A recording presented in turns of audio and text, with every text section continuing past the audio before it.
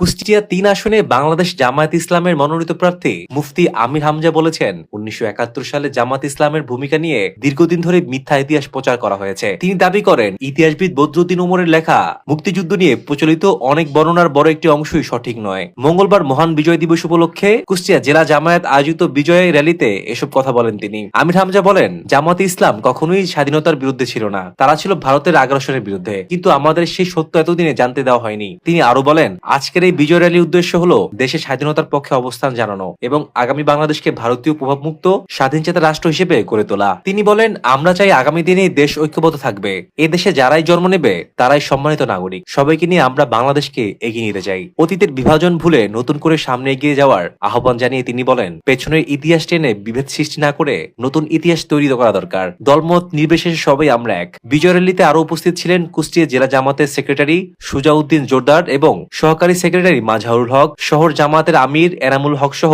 দলটির বিভিন্ন পর্যায়ের নেতাকর্মীরা।